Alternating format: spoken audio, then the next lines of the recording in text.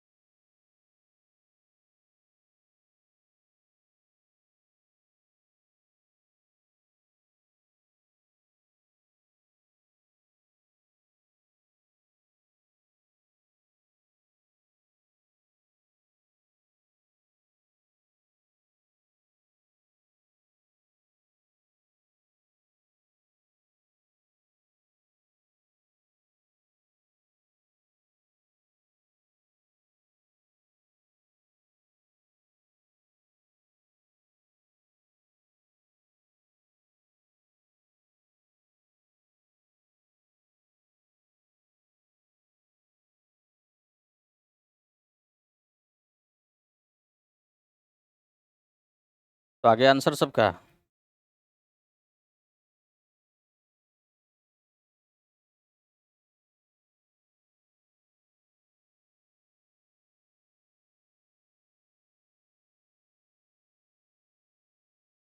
तो अभी तक हम लोग डिस्कस किए हैं फ्रिक्शन के बारे में। फ्रिक्शन फोर्स के लिए फॉर्मूला हमारे पास है क्या? F max equals to mu into N. बस यही एक फॉर्मूला है फ्रिक्शन के लिए सबसे इंपॉर्टेंट। मैक्सिमम फ्रिक्शन का फॉर्मूला है म्यू इंटू एन। और फ्रिक्शन कितना लगेगा वो डिपेंड किस पे करेगा? कंडीशन पे। सबसे पहले हम लोग को इसमें कैलकुलेट करना होगा एन कैलकुलेट करना होगा। तो इसका एबीडी से इसे ड्रॉ करते हैं। 100 न्यूटन का फोर्स का कंपोनेंट एक्स एक्सिस की ओर कितना हो जाएगा? एक्स कंपोनेंट कितना हो जाएगा? 100 cos 37 यानी कि 80 न्यूटन। 100 cos 37 0.8 80 Newton. और इधर हो जाएगा 100 sin 37 3/5 तो ये हो जाएगा 60 न्यूटन। और इसका वेट कितना हो जाएगा? तो वेट है 100 10 kg का वेट हो गया 100 न्यूटन। और अब बच गया नॉर्मल निकालना। नॉर्मल कांटेक्ट फोर्स ग्राउंड लगा देगा ब्लॉक पे इस तरह से। Normal contact force N. आप देख सकते हैं कि ब्लॉक पे अपवर्ड डायरेक्शन में फोर्स कितना लग रहा है? अपवर्ड डायरेक्शन में फोर्स लग रहा है एक एन लग रहा है और एक 60 लग रहा है। 60 और एन ये अपवर्ड फोर्स। और डाउनवर्ड कितना है? 100। तो अपवर्ड 60 है तो नॉर्मल और कितना लग सकता है? 40 लग सकता है। Normal 40 Newton. Normal 40 Newton. कोई दिक्कत इसमें? यानी कि 100 है वेट तो नॉर्मल भी 100 कर दे, ऐसा नहीं। वेट 100 है और ऊपर की तरफ एक पहले से फोर्स लग रहा है 60 न्यूटन तो नॉर्मल का वैल्यू और कितना हो जाएगा? 40 ही लगेगा। 40 की जरूरत है, नॉर्मल 40 लग जाएगा। अब इस ब्लॉक पे मैक्सिमम फ्रिक्शन कितना लग सकता है? तो maximum friction F max equals to क्या होता है? Mu into N 0.8 into N कितना है? 40। तो मैक्सिमम लग सकता है 32। और देखना है कि मैक्सिमम लगेगा कि नहीं लगेगा। तो उसके लिए हम क्या बताए थे कि देखना है कि कौन सा फोर्स है जिसके कारण ये ब्लॉक चलना चाहेगा, स्लाइड करना चाहेगा। Reason force. हर केस में पहले फ्रिक्शन फोर्स का मैक्सिमम वैल्यू देख लेना है। उसका देखना है कि रीजन फोर्स का वैल्यू इससे ज्यादा है कि कम है। तो इसका कारण कौन है फ्रिक्शन का, ब्लॉक के खींचने के लिए? ब्लॉक को पुल कौन सा फोर्स कर रहा है? 80 न्यूटन। ब्लॉक को ये 80 न्यूटन का फोर्स इधर खींच रहा है, यही हो गया फ्रिक्शन का कारण, रीजन फोर्स। जब किसी भी ऑब्जेक्ट को चलाने के लिए कोई फोर्स रिस्पॉन्सिबल जरूर होगा, या उसको स्लाइड कराना चाहेगा, जिसको हम बोलेंगे रीजन फोर्स। तो रीजन फोर्स इधर लग रहा है 80 न्यूटन। ये देख सकते हैं कि मैक्सिमम फ्रिक्शन से क्या है, ज्यादा है। मैक्सिमम फ्रिक्शन 32 लग सकता है, लेकिन इसको खींचा जा रहा है कितने से, 80 से। तो फ्रिक्शन मैक्सिमम तक पहुंच जाएगा और ब्लॉक स्लाइड करना स्टार्ट करेगा, क्योंकि इसको रोकने के लिए फ्रिक्शन जितना लग सकता है वो लगेगा पहले। तो इसको रोकने के लिए फ्रिक्शन लग जाएगा अपोजिट डायरेक्शन में, और फ्रिक्शन क्या लग जाएगा, मैक्सिमम। तो ब्लॉक पे मैक्सिमम फ्रिक्शन लगेगा कितना, 32 न्यूटन। ये आंसर हो गया। यहाँ पर बोल सकते हैं कि ब्लॉक का जो फोर्स लग रहा है, रीजन फोर्स जिसको पुल कर रहा है, वो कितना है, 80 न्यूटन। यहाँ पर इंपॉर्टेंट बात है कि reason force, reason of friction force, friction force is greater than F max. F max friction का जो कारण है वो मैक्सिमम से क्या है, ज्यादा है, इसलिए फ्रिक्शन का वैल्यू किसके बराबर हो जाएगा, मैक्सिमम के बराबर हो जाएगा। और मैक्सिमम के बराबर कितना होगा, 32 न्यूटन। यहां पर बोल सकते हैं कि ब्लॉक स्लाइड भी करेगा, क्योंकि मैक्सिमम फ्रिक्शन से रीजन फोर्स क्या है, ज्यादा है, तो ब्लॉक स्लाइड भी करेगा और फ्रिक्शन मैक्सिमम वैल्यू तक लगेगा। Here reason force is greater than F max, इसलिए block will slide and friction will be maximum।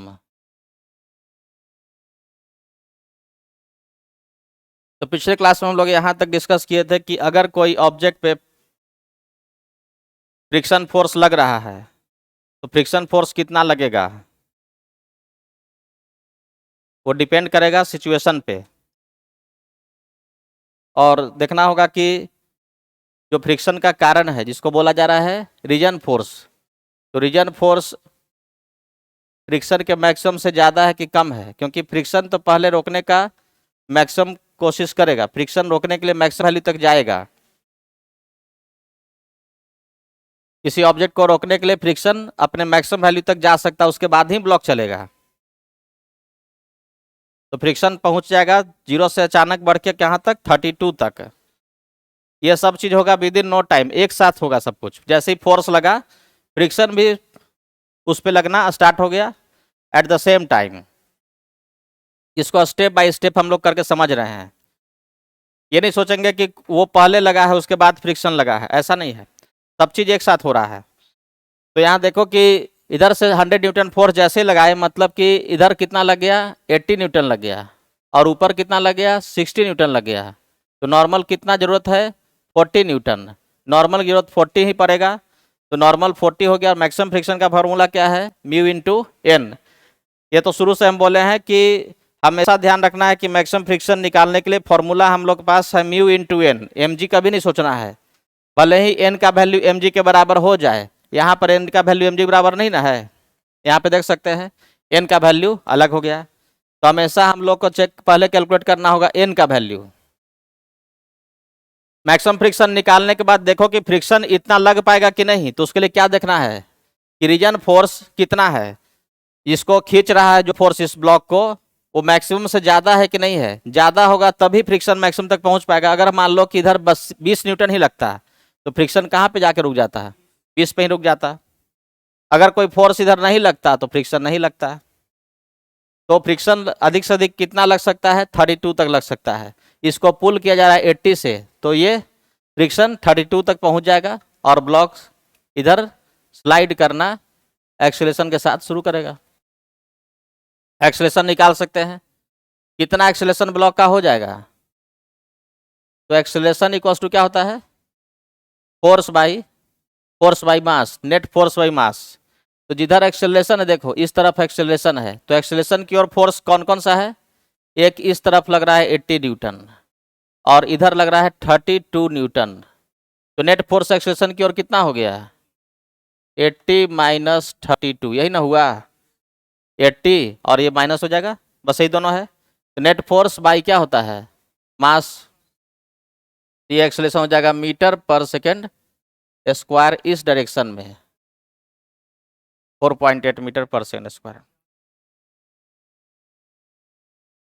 कोई डाउट इसमें? बोलो, सबको समझ में आ गया? तो पिछले क्लास का पूरा डिस्कशन यही तक हुआ था कि अगर किसी ऑब्जेक्ट पे फ्रिक्शन लगेगा, फ्रिक्शन कब लगेगा? फ्रिक्शन लगने के लिए क्या जरूरी कंडीशन है? नेसेसरी कंडीशन क्या है फॉर फ्रिक्शन? कांटेक्ट में रहना चाहिए, प्लस क्या होना चाहिए? स्लाइडिंग। स्लाइडिंग होना चाहिए, चाहे उसका टेंडेंसी होना चाहिए, कोई जरूरी नहीं कि स्लाइडिंग होगा। या तो स्लाइडिंग होगा, मतलब स्लाइडिंग का मतलब क्या है? रिलेटिव मोशन, एक सरफेस पे दूसरा सरफेस चल रहा है विथ रिस्पेक्ट टू सरफेस, ठीक है? यानी कि एक सरफेस का दूसरा सरफेस कोई आगे या पीछे जा रहा है, साथ साथ चलेगा तो स्लाइडिंग नहीं ना होगा। दोनों सरफेस अगर साथ साथ चलेगा तो स्लाइडिंग नहीं होगा। या तो दोनों सरफेस साथ साथ चल रहा है तो वो स्लाइडिंग नहीं होगा, लेकिन स्लाइडिंग का टेंडेंसी भी होने पर क्या होगा? हो सकता है कि अभी ब्लॉक चलना शुरू नहीं किया है, ब्लॉक केवल चलने के लिए तैयार हो रहा है, स्लाइड करने का टेंडेंसी उसमें आ चुका है कि फोर्स जैसे से बढ़ाएंगे स्लाइडिंग टेंडेंसी और बढ़ता जाएगा और एक समय ऐसा कि ऑब्जेक्ट चलना स्टार्ट करेगा। चलो अब देखते हैं, यहाँ तक हो गया? सबको नोट कर लिए? कोई डाउट इसमें लग रहा है किसी को? कोई इसमें कंफ्यूजन है?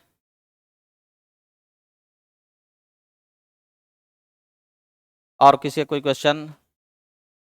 कोई क्वेश्चन इससे पूछो। सब कोई क्वेश्चन जो मिला था बनाए थे तुम दोनों?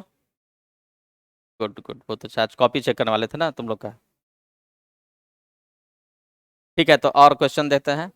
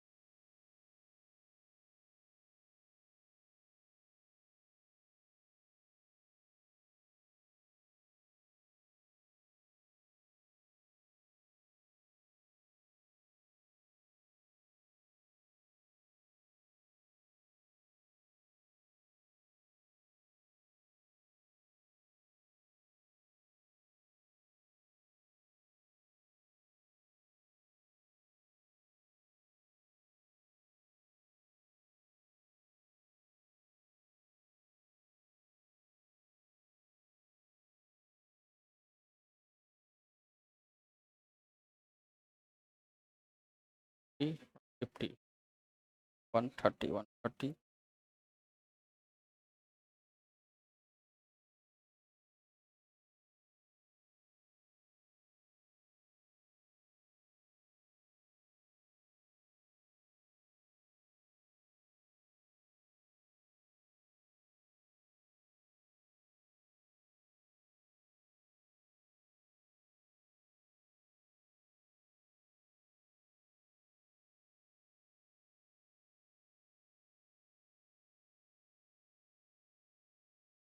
चलो अब इस बार देखते हैं, अगर पिछला क्वेश्चन सब आसानी से समझ गए अच्छे से, ये भी बन जाएगा।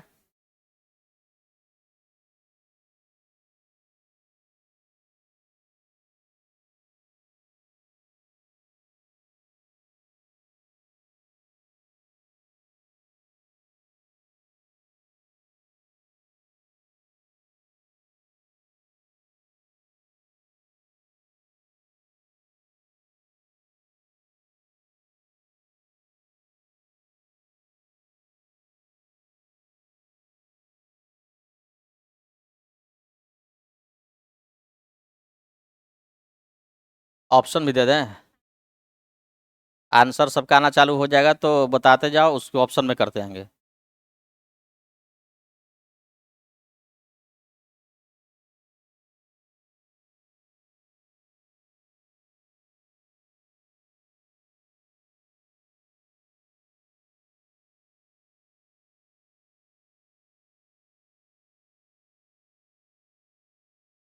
निकाल सकते हो एक्सलेशन भी, दोनों निकाल लो, फ्रिक्शन पहले निकल तो जाए।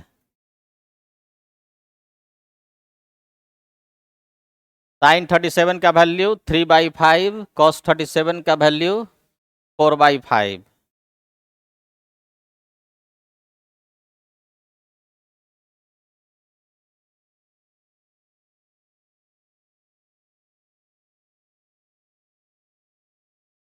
सबसे पहले फोर्स को कंपोनेंट में तोड़ेंगे ना, जो लग रहा है 100 न्यूटन, उसको सब कोई कंपोनेंट में पहले ब्रेक कर लो। 100 न्यूटन को कंपोनेंट में, एक्स कंपोनेंट और वाई कंपोनेंट। एक्स कंपोनेंट हो जाएगा कितना 60, वाई कंपोनेंट कितना हो जाएगा 80। कंपोनेंट में तोड़ने में किसी को दिक्कत हो रहा है?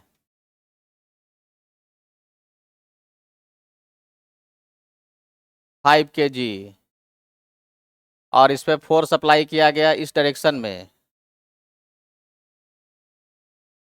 इस डायरेक्शन में कितना 100 न्यूटन, 100 न्यूटन। और ये एंगल कितना है 37 डिग्री। इसका कंपोनेंट तोड़ेंगे तो 100 को, 100 न्यूटन फोर्स को इधर घुमाएंगे 37 से, तो कंपोनेंट इधर कितना हो जाएगा 100 cos 37 यानी कि 80। 100 इधर घुमाएंगे 37 से, तो cos 37 मल्टीप्लाई होगा 100 cos 37, और इधर हो जाएगा 100 sin 37, 100 sin 37 60। यानी कि इस 100 न्यूटन को तुम इस ब्लॉक पे ऐसे समझो कि 5 kg का ब्लॉक है, और इस पे ये 80 न्यूटन फोर्स लगा है, 80 न्यूटन का फोर्स इस पे ऐसे लगा, 80 न्यूटन, 80 न्यूटन का लगा, और 60 न्यूटन इधर से लग रहा है, मतलब ऐसे लग रहा है 60 न्यूटन, 60 न्यूटन। ये दो चीज हो गया, 100 न्यूटन को दो पार्ट में ब्रेक कर दिए। अब आगे का काम खुद से करिए। mg किधर लगेगा, नॉर्मल कितना होगा, एफ मैक्स कितना होगा, पहले तो ऐसे ऐसे बढ़ेंगे ना, पहले n कितना होगा,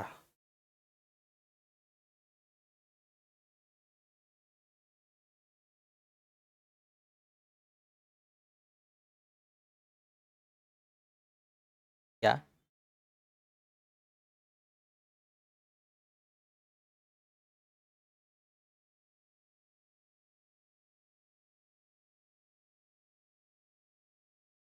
n का वैल्यू कितना आया,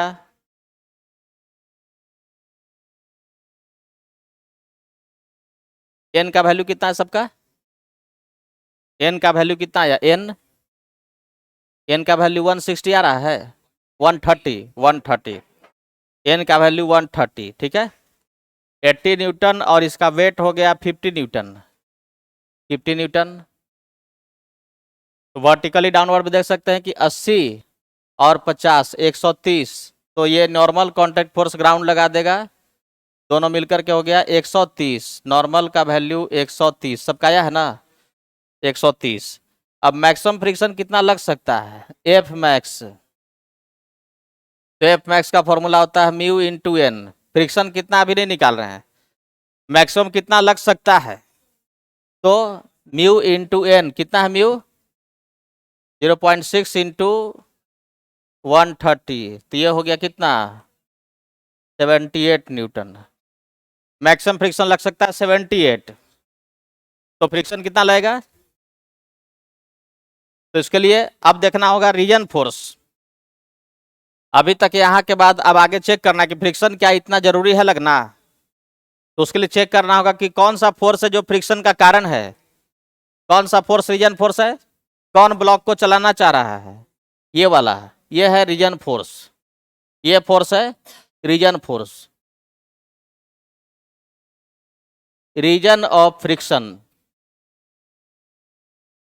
यही ना रीजन फोर्स, यही फोर्स ब्लॉक को चलाना चाहेगा आगे की तरफ। ये 60 न्यूटन ही लग रहा है। रिजन फोर्स कितना है? 60 न्यूटन। तो इसको रोकने के लिए फ्रिक्शन कितना लग सकता है? 60 न्यूटन लग सकता है, अधिक से अधिक 78, लेकिन जरूरत कितना का है? 60 का ही है। 60 से ही इसको पुश किया गया, तो रोकने के लिए फ्रिक्शन भी कितना तक पहुंचेगा? 60 तक ही रुक जाएगा। 78 से ज़्यादा लगाते तब ना फ्रिक्शन 78 लगता, या 78 भी लगाते तो अगर 60 से बढ़ के 78 होता तो फ्रिक्शन भी बढ़ के कहाँ तक पहुँचता? 78। अगर ये 100 होता तो फ्रिक्शन कहाँ पे रहता? 78। लेकिन फ्रिक्शन का जो कारण है ये 60 न्यूटन, 60 न्यूटन है फ्रिक्शन का कारण, तो इसके कारण फ्रिक्शन लगेगा, इसके कारण ब्लॉक चलेगा। तो ब्लॉक पे फ्रिक्शन की जरूरत कितना है? 60 की जरूरत है। 60 से ही इसको हम आगे की ओर खींच रहे हैं, 60 से ही खींच रहे हैं, और इसको रोकने के लिए फ्रिक्शन कितना जरूरी था? 78 तक जा सकता था, लेकिन 60 पर पहुंच करके ही फ्रिक्शन क्या हो जाएगा? रुक जाएगा, क्योंकि रीजन फोर्स फ्रिक्शन के मैक्सिमम से क्या है? कम है। तो इसमें आंसर कौन सा होगा? तो आंसर हो जाएगा बी ऑप्शन। ठीक है, से बी ऑप्शन होगा ना, लेकिन आंसर सही बी है। तो आंसर होगा बी, क्योंकि यहां पर देख सकते हैं कि रीजन फोर्स फ्रिक्शन के मैक्सिमम से क्या है? कम है। Reason force is less than F max, इसीलिए फ्रिक्शन बराबर क्या होगा? रीजन फोर्स, यानी कि 60 न्यूटन। अब बोलो, कोई डाउट? समझ में आया? नहीं समझ में आया? डाउट नहीं है? और किसी को कोई डाउट मन में? देखो, फ्रिक्शन जब भी निकालेंगे बस 2-3 चीज को ध्यान में रखना है कि तुम्हारे पास फ्रिक्शन निकालने का फॉर्मूला ये है, एफ मैक्स निकालने का फॉर्मूला है, लेकिन फ्रिक्शन कितना है उसके लिए देखना पड़ेगा कि फ्रिक्शन की जरूरत कितना है, उसके लिए देखना होगा रीजन फोर्स, फ्रिक्शन का कारण कौन है, कौन ब्लॉक को पुल कर रहा है या उसको पुश कर रहा है, दोनों चीज। ठीक है, कोई भी चीज देख लो कि कौन ब्लॉक को स्लाइड कराना चाह रहा है, वही रीजन हो गया।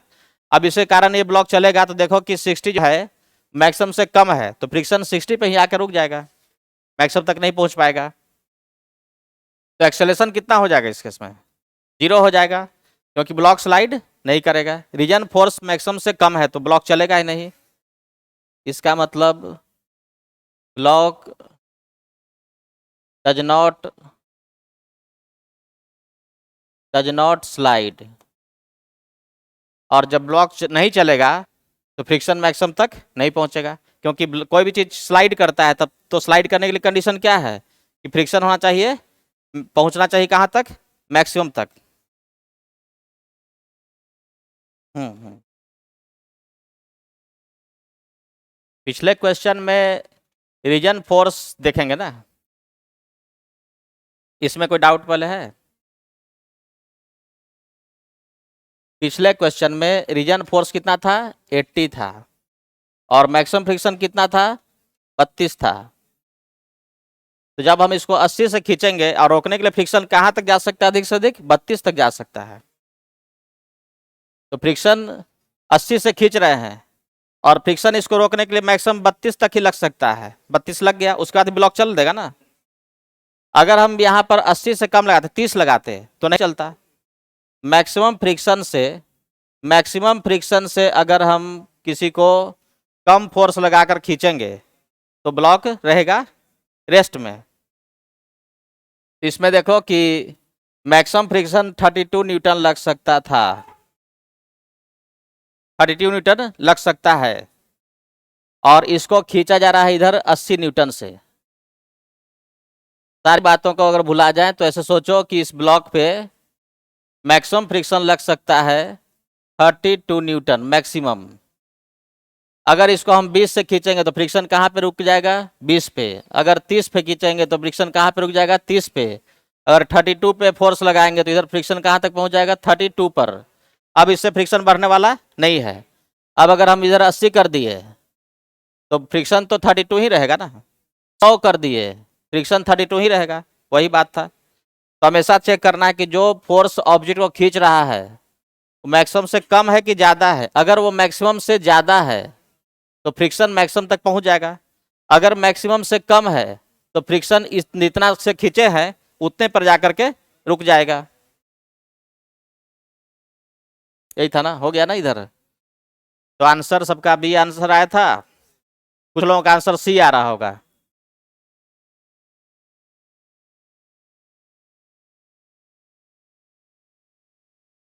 आप समझ में आया सबको? चलो अब इसको हटा दें, नोट कर लिए। एक चीज माइंड में रखो फ्रिक्शन के केस में, अब सभी लोग ध्यान सुनेगा यार इधर। एक चीज माइंड में रखो फ्रिक्शन केस में कि हर क्वेश्चन जो है ना तुम्हारे लिए नया है। डेटा चेंज कर दिए, म्यू भी चेंज कर दिए, तो शुरू सोचना है। ऐसा नहीं कि पिछले क्वेश्चन से कुछ रिलेट करके हम बना लेंगे, तुरंत फॉर्मूला बेस्ड कर बना लेंगे, ऐसा नहीं है तुमको, क्योंकि यहाँ पर सोचना पड़ेगा कंडीशन कि मैक्सिमम फ्रिक्शन लगने के लिए कंडीशन है कि नहीं है। चलो अब दो चीज आसान आसान चीज देख लेते हैं, कुछ आसान चीज देखते हैं।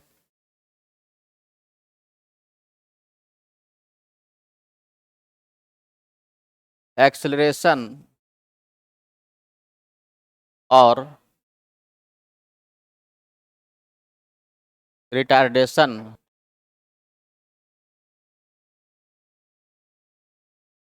ड्यू टू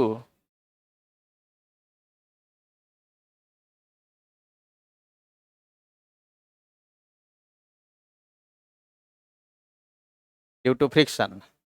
एक्सेलरेशन और रिटार्डेशन ड्यू टू फ्रिक्शन।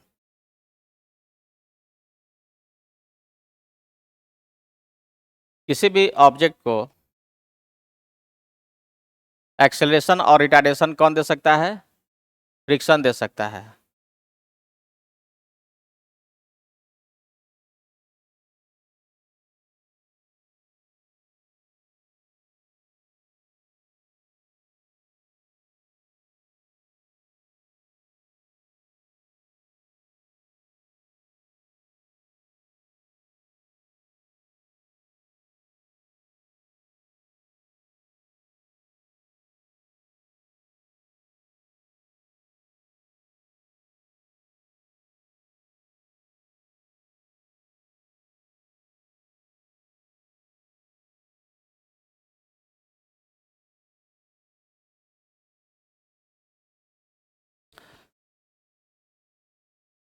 तो अगर किसी ब्लॉक को किसी रफ हॉरिजॉन्टल सरफेस पर रखा जाए, जैसे मान लेते हैं कि ये ब्लॉक है, ये ब्लॉक है, और इस ब्लॉक को रखा गया है रफ हॉरिजॉन्टल सरफेस पे,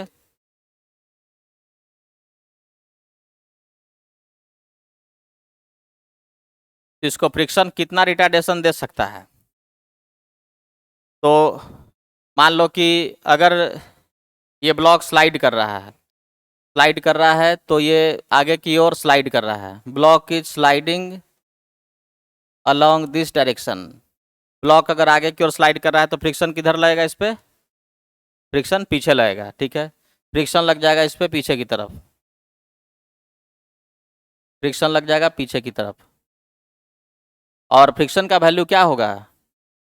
मैक्सिमम होगा ना, मैक्सिमम हो जाएगा, फ्रिक्शन लग जाएगा मैक्सिमम। तो मैक्सिमम फ्रिक्शन कितना हो जाएगा? मास इसका दिया हुआ है m, मास m है, तो मैक्सिमम फ्रिक्शन कितना हो जाएगा?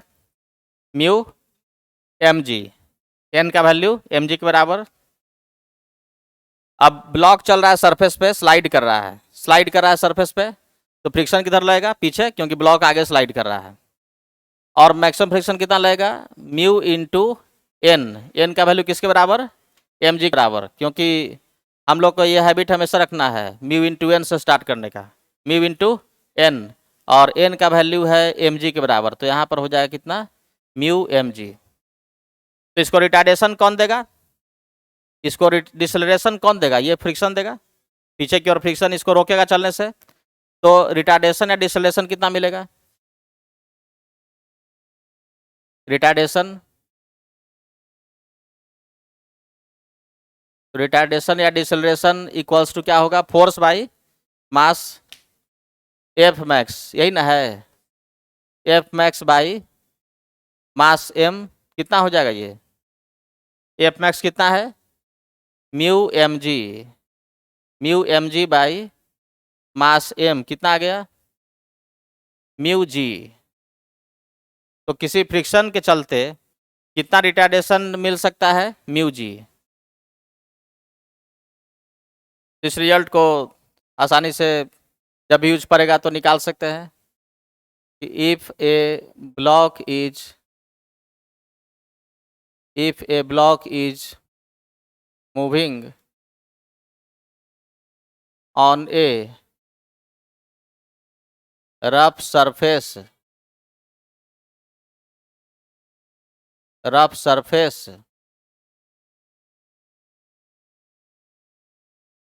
then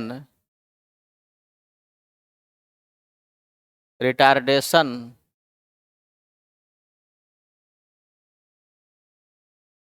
due to friction force will be mu g। कोई इसमें बड़ा बात नहीं ना, कोई बड़ा बात इसमें, एकदम आसान सा कॉन्सेप्ट है। रिटार्डेशन फ्रिक्शन कितना दे सकता है, रिटार्डेशन देगा फोर्स बाय मास, तो फ्रिक्शन फोर्स बाय मास क्या हो गया, म्यू जी।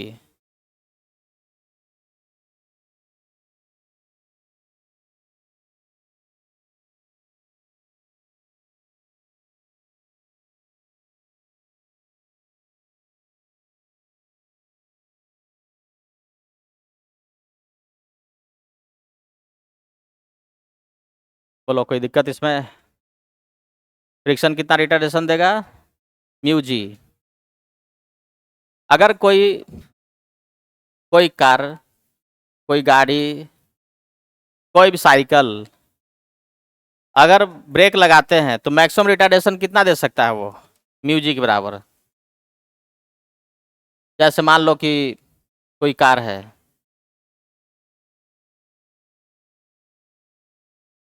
इस पे ब्रेक लगा देंगे, तो ब्रेक लगा देंगे, ये गाड़ी आगे जा रही है, तो ब्रेक लगाने पे फ्रिक्शन किधर लग जाएगा, पीछे लगेगा, फ्रिक्शन लग जाएगा पीछे की ओर, और ये फ्रिक्शन इसको रोकेगा, तो रिटार्डेशन कितना दे सकता है, म्यू जी।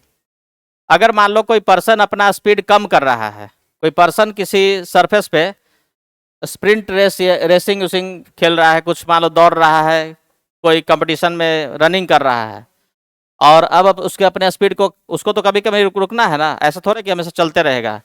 तो मान लो कि उसका अपने स्पीड को कम करना है, तो स्पीड को कम करना है तो ये आगे की ओर अगर चल रहा है, स्पीड कम करेगा तो फ्रिक्शन किधर लगेगा, पीछे की ओर। अगर मान लो कोई पर्सन साइकिल चला रहा है,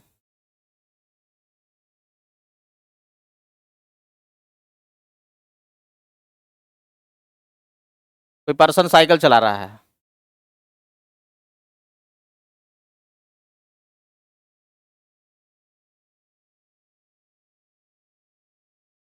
दूसरा चक्का आगे है, दिख नहीं रहा है, तो अगर मान लो कोई पर्सन साइकिल चला रहा है तो फ्रिक्शन उस पर पीछे की ओर लगेगा।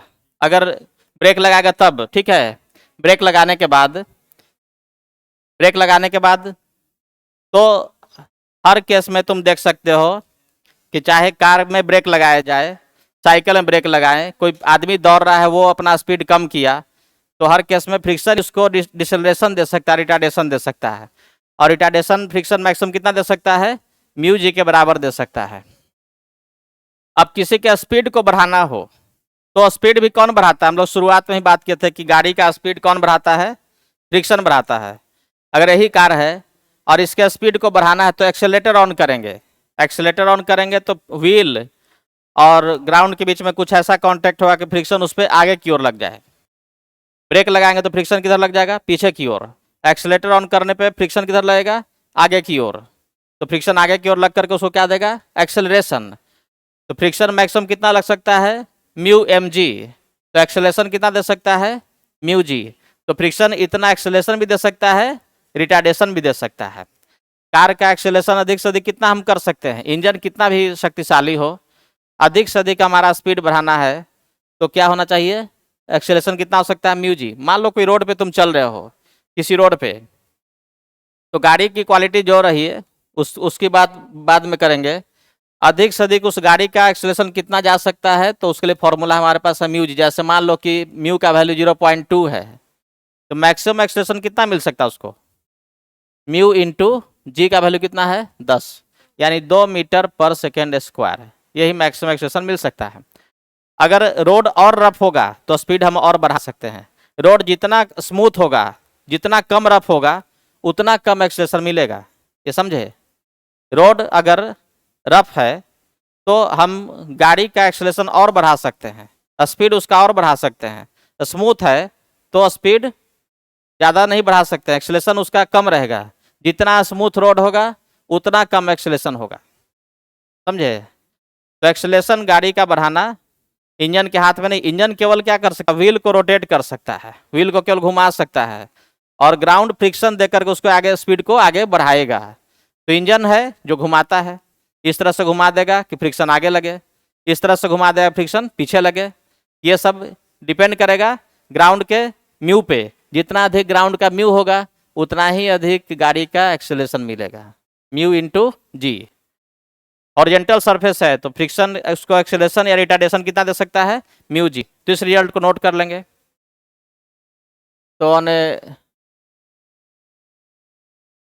ए horizontal surface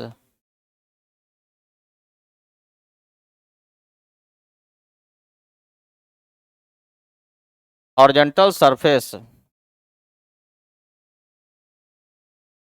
maximum acceleration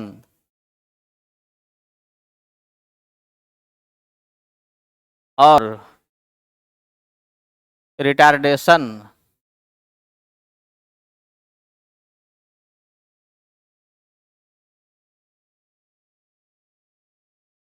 given to a car cycle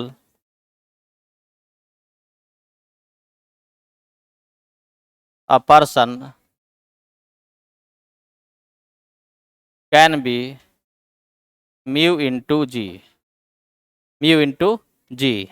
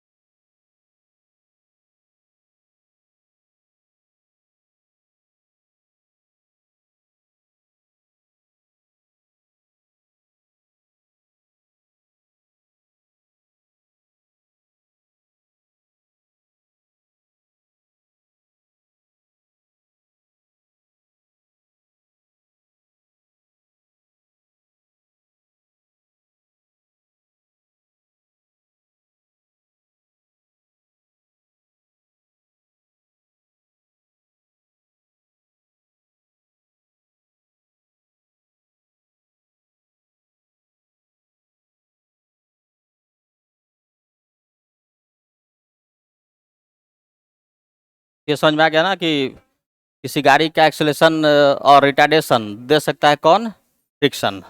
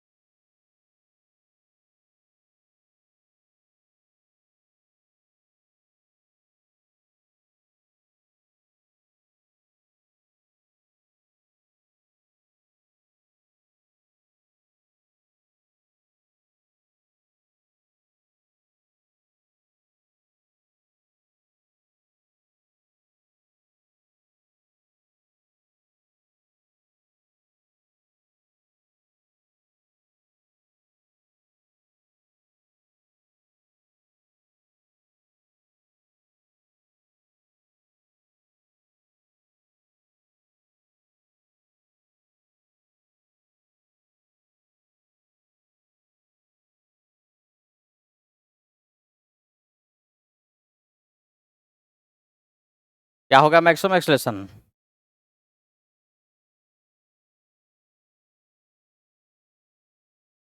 4 metre पर सेकेंड स्क्वायर। देख सकते हो कि इसमें हम एक्सेलेरेशन नहीं बोल रहे हैं, हम क्या बोल रहे हैं? मैक्सिमम एक्सेलरेशन बोल रहे हैं।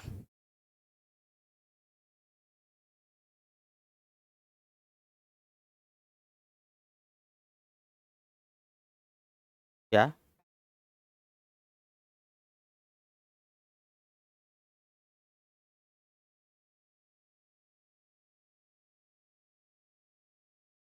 तो मैक्सिमम एक्सेलरेशन का क्या फॉर्मूला है? A max equals to mu into g. और कितना आ गया म्यू का वैल्यू? 0.4 गिवन है, और जी का वैल्यू 10 मीटर पर सेकेंड स्क्वायर। तो आंसर हो गया 4 मीटर पर सेकेंड स्क्वायर। सबका ज्ञान आंसर।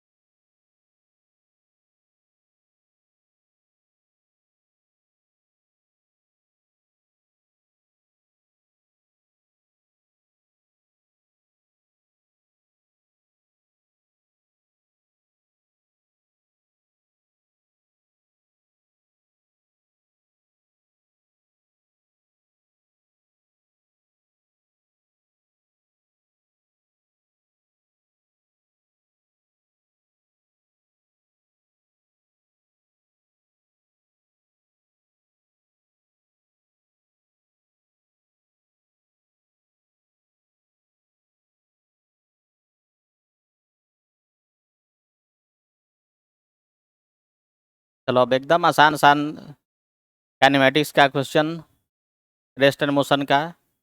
बहुत ही सिंपल सिंपल क्वेश्चन सब है। 4 सेकेंड ठीक है, और डिस्टेंस डिस्टेंस भी निकालना है। ट्राई ट्राई जल्दी जल्दी करो, ट्राई करो। Mu mu equals 0.6।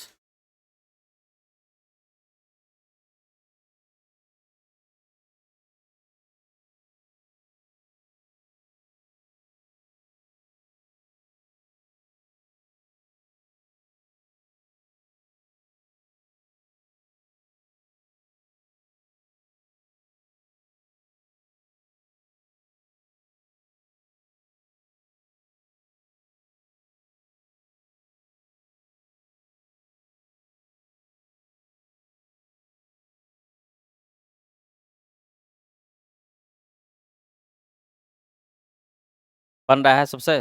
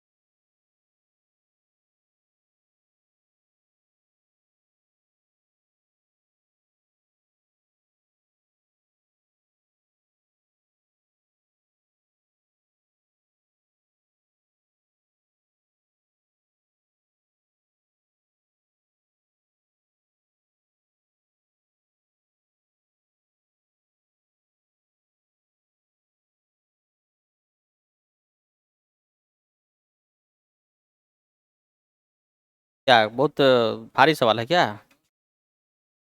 48 48 metre.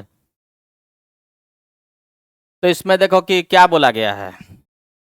Car में ब्रेक लगाया गया, तो ब्रेक लगाने से क्या मिलेगा? रिटार्डेशन। और कार कितने स्पीड से चलना स्टार्ट किया था? कार चलना शुरू किया था 24 मीटर पर सेकेंड। 24 मीटर पर सेकेंड से चलना स्टार्ट किया था, तो यू का वैल्यू पता है। गाड़ी के लिए यू का वैल्यू है 24 मीटर पर सेकेंड। और जब ब्रेक लग जाएगा उसके बाद से गाड़ी रुकना स्टार्ट होगा। जब तक ब्रेक नहीं लगाओगे तब तक गाड़ी रुकेगी नहीं, ठीक है ना? अगर जो व्हील है वो अगर परफेक्ट हो जाए तो फिर नहीं रुकने वाली है। परफेक्ट नहीं है तभी वो रुक रहा है। एकदम रिजिड हो जाए व्हील, व्हील रिजिड हो जाए। रिजिड मतलब समझते हो कि नहीं? रिजिड मतलब क्या हुआ कि जिसको बाहर से फोर्स लगाने पर भी उसका शेप में कोई चेंज नहीं आ रहा हो। अभी क्या है, इसे हम बाहर से फोर्स लगा रहे हैं, इसके शेप में हो सकता है कि थोड़ा बहुत डिस्टॉर्शन हो रहा हो, ये रिजिड नहीं है। अगर कोई चीज़ इसे फोर्स लगाए वो उसका शेप में चेंज आ गया तो रिजिड नहीं है। लेकिन कोई ऐसा ऑब्जेक्ट जो एकदम रिजिड हो, यानी कि बाहर से फोर्स अप्लाई करे उसके शेप में कोई चेंज नहीं आ रहा हो। व्हील कैसा होता है? डिस्क की तरह है। तो अगर वो एकदम रिजिड होता तो अगर वो व्हील रोल कर रहा है, क्योंकि व्हील का मोशन जनरल मोशन तो है नहीं जो कि हम लोग अभी तक पढ़ते आए हैं, वो मोशन नहीं है, जनरल मोशन नहीं है, वो रोलिंग मोशन है। और रोलिंग मोशन के केस में हम लोग आगे पढ़ेंगे कि फ्रिक्शन कैसे लगता है। तो उस केस में फ्रिक्शन, अगर रोलिंग मोशन प्योर रोलिंग हो गया तो फ्रिक्शन नहीं लगेगा, फ्रिक्शन नहीं लगेगा, जीरो लगेगा। अब फ्रिक्शन लगने पीछे कारण बहुत सारा है कि फ्लैट जो टायर का कुछ पोर्शन है एक पॉइंट कांटेक्ट में रख के कुछ उसका पोर्शन कुछ एरिया कांटेक्ट में आता है, जिसके कारण उसको फ्रिक्शन के साथ साथ टॉर्क सब भी लगता है जो उसको रोकता है। बहुत सारा चीज़ है, उसको हम लोग सिंपल तरीके से भी पढ़ रहे हैं। तो इसलिए क्या लिखा जा रहा है, हर केस में पूछा जा रहा है कि मैक्सिमम एक्सेलरेशन कितना मिल सकता है। हो सकता है कि हम कम एक्सेलरेशन, हो सकता है कि कम भी मिले। तो स्लाइडिंग केस हो जाएगा तो हो सकता है कि एक्सेलरेशन कम भी मिले। तो इसलिए हर केस में मैक्सिमम की बात पूछा जा रहा है। तो रिटार्डेशन मैक्सिमम कितना दे सकता है फ्रिक्शन? मैक्सिमम एक्सेलरेशन दे सकता है म्यू इंटू जी, म्यू इंटू जी। और म्यू का वैल्यू कितना है? 0.6 इंटू 10 कितना? 6। और इसको प्लस माने तो इसको क्या मान लें? माइनस, क्योंकि ब्रेक लगाए हैं तो एक्सेलरेशन किधर मिलेगा? पीछे मिलेगा। ब्रेक लगाने पर एक्सेलरेशन पीछे मिलेगा।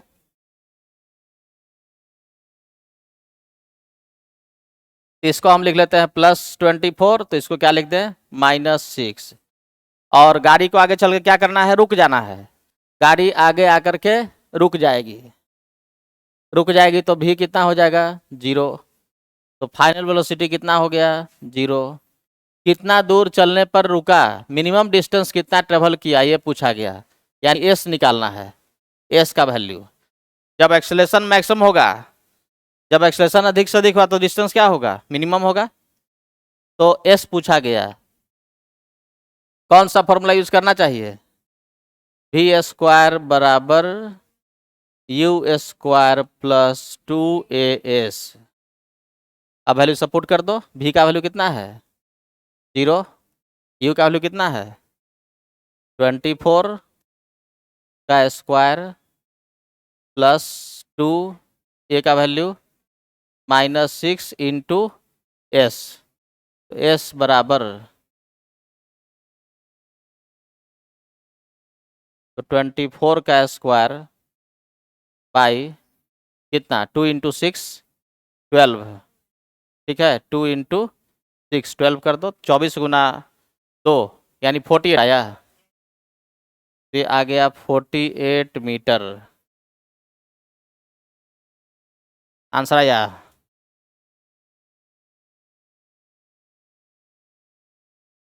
तो चलो ऐसा क्वेश्चन HC वर्मा में 2-3 ऐसा है जो कि सब बनाएंगे। जैसे क्वेश्चन एक ऐसा है कि एक सुपरमैन है जो सुपरमैन के बारे में बोला गया कि एक शू पहन के वो दौड़ रहा है और कोफिशिएंट ऑफ फ्रिक्शन इतना दिया हुआ है, तो मिनिमम टाइम कितना लगेगा उसको 100 मीटर का रेस कंप्लीट करने में। इस तरह का कोई कार है, उसको इतना डिस्टेंस ट्रेवल करना है, तो मिनिमम कितने समय में कार डिस्टेंस ट्रेवल कर सकता है। तो जो भी है, किसी को एक्सेलरेशन रिटार्डेशन जो कोई देगा वो कौन देगा? फ्रिक्शन ही देगा। तो फ्रिक्शन कितना एक्सेलरेशन रिटार्डेशन दे सकता है ये हम लोग देख चुके हैं। देख लो, एक क्वेश्चन एक दो इस पे मिलेगा।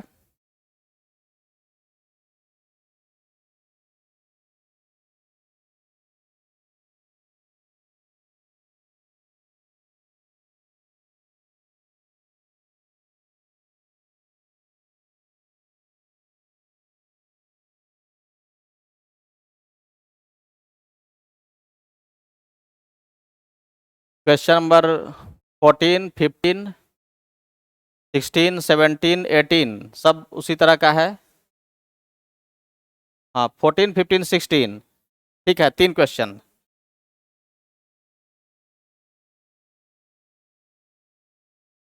ये तीनों क्वेश्चन पेज नंबर अपने से खोज लेना है।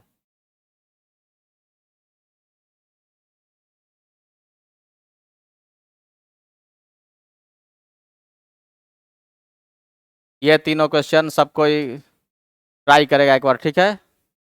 सबके लिए है क्या? होमवर्क।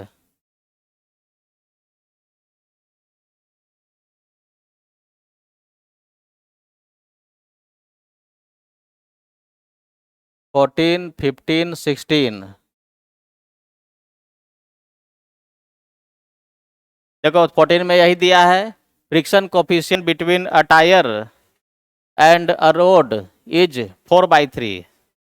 देख सकते हैं ना, म्यू का वैल्यू 1 से ज़्यादा दिखाया, म्यू का वैल्यू 1 से ज़्यादा भी होता है। ये हमेशा ध्यान रखना है कि म्यू का वैल्यू 0 से ज़्यादा कोई भी हो सकता है। Friction coefficient between road and tyre is 4/3। Find the maximum incline the road में है। ये इंक्लाइन प्लेन पे आ गया है, उसको छोड़ देते हैं। Friction coefficient between and athletes shoe and ground is 0.9। कोई एथलीट का शू और ग्राउंड के बीच में म्यू का वैल्यू 0.9 है। Suppose a superman wears these shoes and races for 50 metre. मान लो कि सुपरमैन ऐसा जूता पहन करके 50 मीटर के लिए रेस लगाता है। There is no upper limit on his capacity of running at high speeds. उसका हाई स्पीड पे कोई लिमिट नहीं है, कितना ही दौड़ सकता है, कोई भी स्पीड हो सकता है। Find the minimum time that he will take to complete 50 metre starting from rest.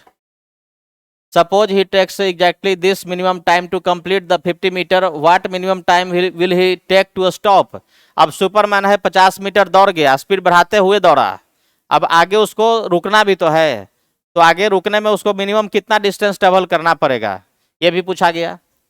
ये 15 क्वेश्चन तुम्हारे इसी कॉन्सेप्ट पर आधारित है। तो 15 नंबर इस पे है। अब देखते हैं friction on an incline plane. इसके बाद वो 14 और 16 ही बन जाएगा। तो अभी के लिए एक ही क्वेश्चन है सबके लिए।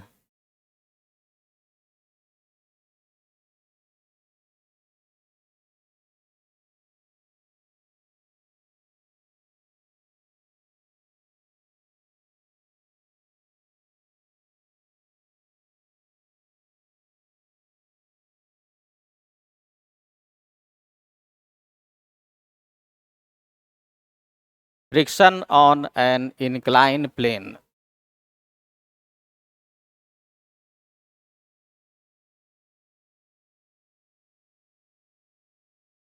Friction on an incline plane.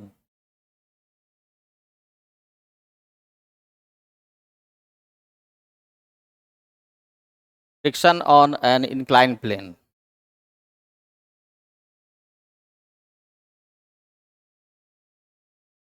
अब जैसे देखो, मान लेते हैं कि एक इंक्लाइन प्लेन है, इस पे एक ब्लॉक रखा हुआ है, एक ब्लॉक रखा हुआ है इंक्लाइन प्लेन पे। ब्लॉक का मास है m, ब्लॉक का मास है m, और angle of inclination of the plane is, angle of inclination कितना है? एंगल ऑफ इंक्लाइनेशन कितना है, थीटा। और इस प्लेन पे एक ब्लॉक रखा हुआ है, इस ब्लॉक पे फ्रिक्शन फोर्स कितना लग सकता है, फ्रिक्शन फोर्स कितना लग सकता है। सबसे पहले हम लोग क्या निकालेंगे, एन निकालेंगे, एन निकालेंगे। ठीक है, तो एम इस पे एफ बी डी ड्रॉ करो सब कोई, एफ बी डी सबको याद है ना। सबसे पहले एफ बी डी में एम जी का कंपोनेंट इधर कितना हो जाएगा, एम जी साइन थीटा की cos theta, sine theta, M G sine theta इधर हो जाएगा, एम जी साइन थीटा। और इधर कंपोनेंट कितना हो जाएगा, M G cos theta, M G cos theta, M G cos theta. और नॉर्मल कॉन्टैक्ट फोर्स इधर कितना हो जाएगा, N equals to M G cos theta, N equals to M G cos theta. N का value मिल गया ना, N बराबर कितना हो गया, M G cos theta, M G cos theta. अब इस ब्लॉक पे मैक्सिमम फ्रिक्शन कितना लग सकता है, ब्लॉक का स्लाइडिंग टेंडेंसी किधर होगा, नीचे की तरफ, क्योंकि एम जी साइन थीटा इसको खींच रहा है, तो इसका स्लाइडिंग या स्लाइडिंग का टेंडेंसी, हो सकता है ब्लॉक नहीं चले, जस्ट वो स्लाइड करना चाह रहा है, तो स्लाइडिंग या स्लाइडिंग टेंडेंसी, स्लाइडिंग और स्लाइडिंग टेंडेंसी, स्लाइडिंग और स्लाइडिंग टेंडेंसी दोनों में से कोई भी हो सकता है। तो मैक्सिमम फ्रिक्शन कितना लग सकता है, फॉर्मूला हमारे पास है, मैक्सिमम फ्रिक्शन का क्या फॉर्मूला है, म्यू इंटू एन, और एन का वैल्यू क्या पुट करेंगे, एम जी कॉस थीटा। ये हो जाएगा mu into M G cos theta. तो इंक्लाइन प्लेन पे फ्रिक्शन कितना लगेगा, समझ गए। चलो अब एक दो सवाल से स्टार्ट करते हैं, तब हम लोग फाइनल रिजल्ट पे पहुंचेंगे।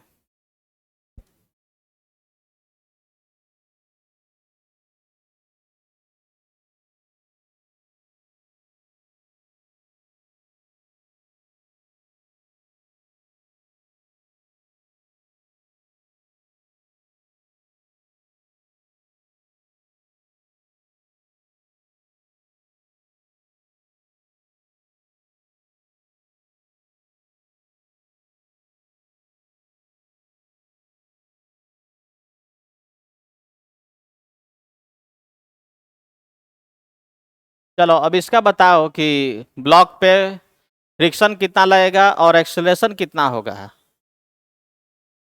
ब्लॉक रखा हुआ इंक्लाइन प्लेन पे, सब कुछ गिवन है, कैलकुलेट करना है friction on the block.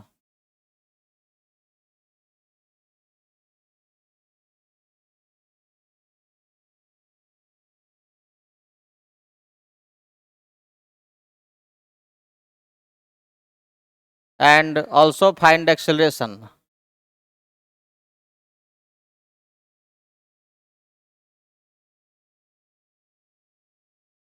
Also find its acceleration, तो एक्सेलरेशन और फ्रिक्शन दोनों बता देना है।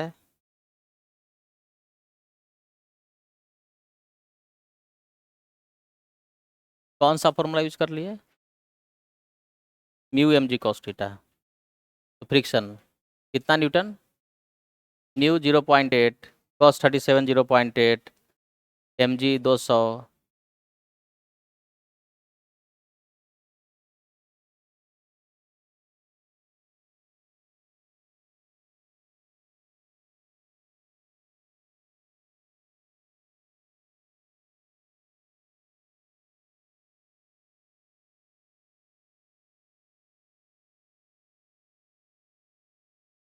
कोई हड़बड़ी में नहीं रहना है, कॉन्सेप्ट पे फोकस करके चलना है, कॉन्सेप्ट कॉन्सेप्ट सही से अप्लाई करना है।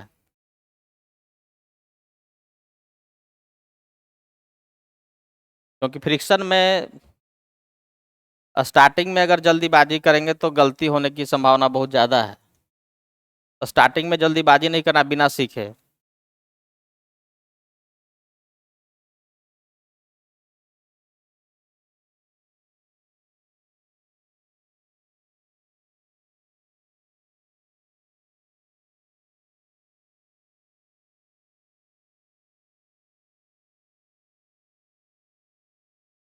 आसानी से धीरे धीरे आराम से सब अप्लाई करके सोचना है।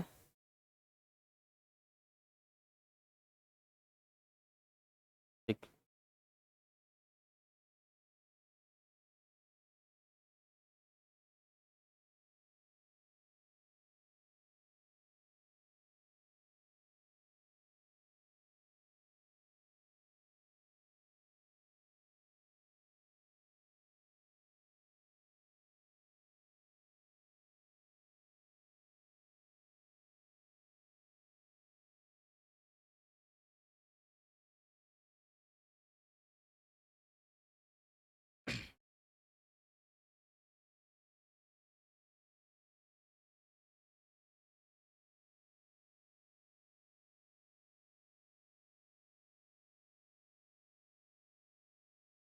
एक्सलेशन म्यूजी तो उस केस में था जब हॉरिजॉन्टल सरफेस पे था, अब इंक्लाइन पे नहीं लगा देना फॉर्मूला।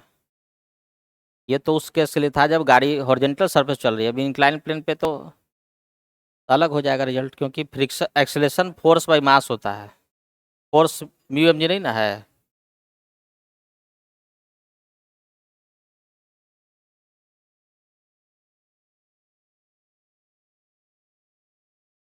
हाँ ठीक है, बहुत अच्छा।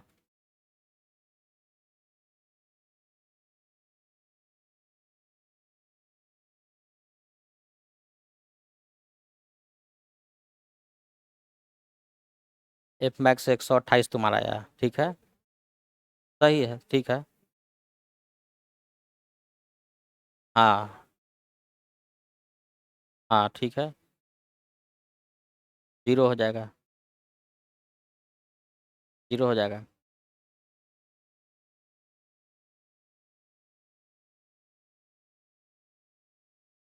तो एक्सेलरेशन सबका आ गया।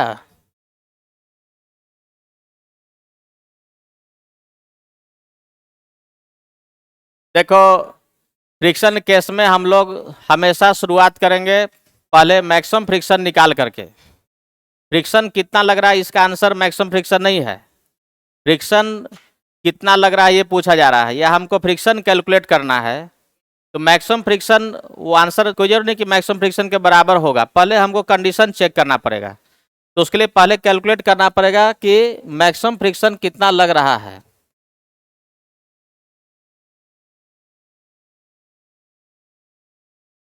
पहले देखो एफबीडी ड्रॉ करते हैं, समझ में आ जाएगा। इधर mg का कंपोनेंट कितना होगा, mg sine theta, mg sine theta 200 गुना साइन 37 कितना हो जाएगा, 120 होगा। mg हो गया 200, साइन 37 3/5, इधर हो गया mg साइन 37 डिग्री 120 न्यूटन। इस सब में किसी को दिक्कत नहीं ना हो रहा है। mg साइन 37 120 न्यूटन, इधर हो जाएगा mg कॉस 37 160, 200 गुना 4/5 160। तो नॉर्मल कांटेक्ट फोर्स भी 160 के बराबर, नॉर्मल बराबर 160, normal contact force equals to 160। Maximum friction कितना लग सकता है, F max, F max equals to mu into N, mu का वैल्यू कितना था 0.8 इंटू 160, यानी कितना हो गया 128, 128 हो गया। 128 न्यूटन का फ्रिक्शन मैक्सिमम लग सकता है, लेकिन इसको खींचा कितने से जा रहा है, 120 से। ये कारण फोर्स है, फ्रिक्शन का कारण यही है, यही है फ्रिक्शन का रीजन फोर्स।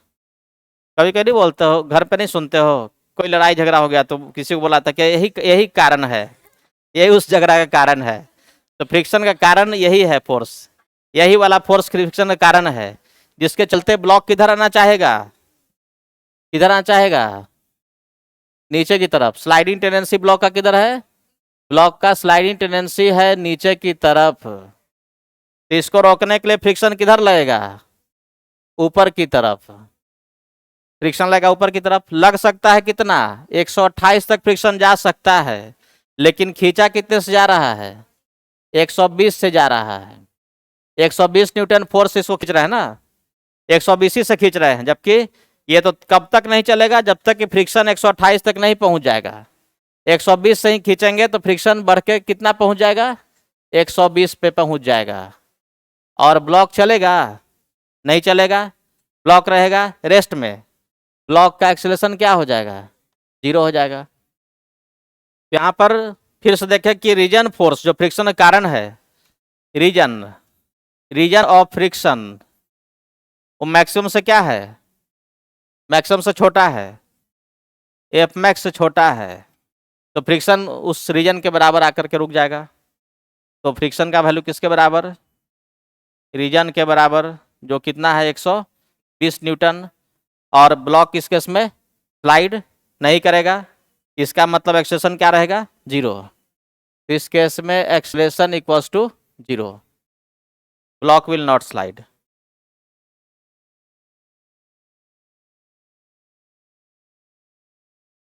चलो कोई दिक्कत इसमें, सबको समझ में आया। अब यहाँ से हम लोग चैप्टर खत्म हो जाएगा। फ्रिक्शन, फ्रिक्शन का हर सवाल परेशान करेगा अगर नहीं सोचेंगे तो।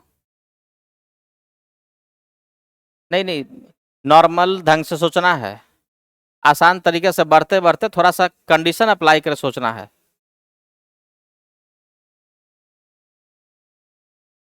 जैसे बहुत लोगों का आंसर 128 आ जाएगा, अब तो आ ही गया, तब क्या दिक्कत।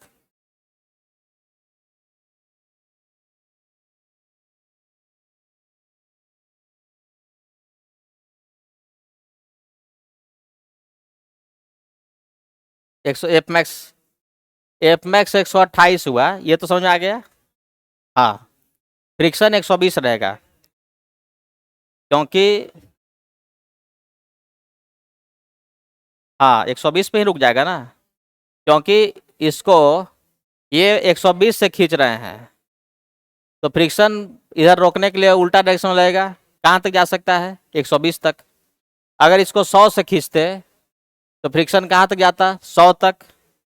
इसको 120 करेंगे, फ्रिक्शन कहाँ तक पहुँच जाएगा, 120 तक। अगर इसको 125 करेंगे, फ्रिक्शन कहाँ पहुँच जाएगा, 125। फ्रिक्शन 128 तक जा सकता है। अगर हम 128 से ज़्यादा फोर्स ला के इसको खींचते, 140 से खींचते, तो फ्रिक्शन 128 पहुँचता। जब तक खींचने वाला फोर्स इससे ज़्यादा नहीं होगा, तब तक यहाँ तक नहीं फ्रिक्शन पहुँचेगा।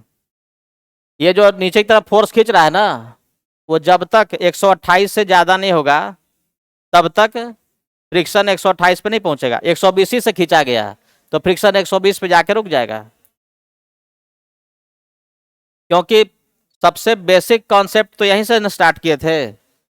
जैसे देखो एक एग्जांपल, मान लो कि इस ब्लॉक पे मैक्सिमम फ्रिक्शन लग सकता है 60, लेकिन इसको हम 10 न्यूटन से पुल किए, तो रोकने के लिए फ्रिक्शन कहाँ पे पहुंच जाएगा, 10 पे। अगर हम 10 से इसको बढ़ा के 40 करेंगे, फ्रिक्शन कहाँ पे पहुंच जाएगा, 40। फ्रिक्शन 60 तक जा सकता है अधिक से अधिक। अगर हम 40 से बढ़ा के इसको 60 करेंगे तो फ्रिक्शन कहाँ पहुंच जाएगा, 60। लेकिन अब 60 से नहीं बढ़ेगा। अगर इसको 80 कर दिए, फ्रिक्शन 60 पे ही रहेगा।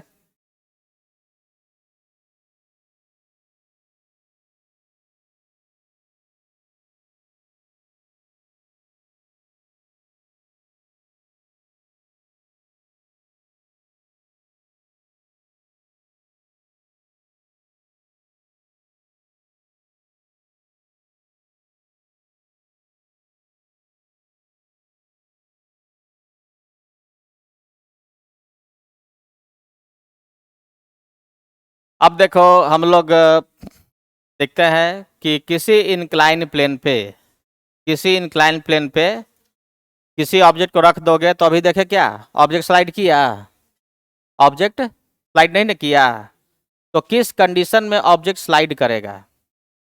इंक्लाइन प्लेन के साथ क्या कंडीशन जुड़ा होना चाहिए जिससे हम बता दें कि कोई ऑब्जेक्ट रखने पर वो स्लाइड कर जाएगा।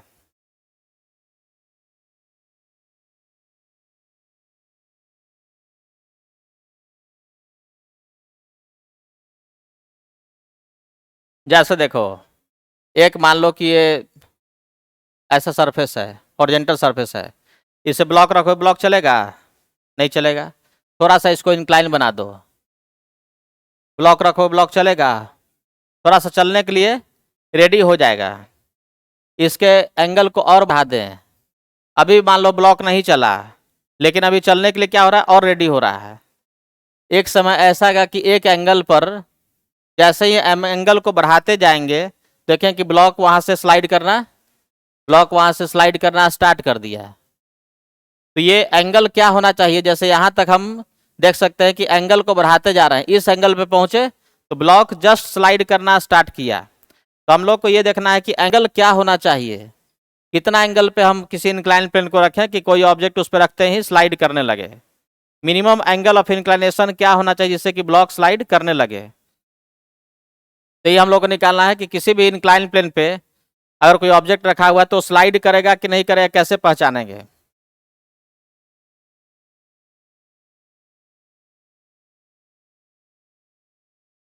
जैसे मान लेते हैं ये एक इंक्लाइन प्लेन है, एक इंक्लाइन प्लेन है, और इस इंक्लाइन प्लेन पे एक ब्लॉक रखा हुआ है, ब्लॉक रखा हुआ है, और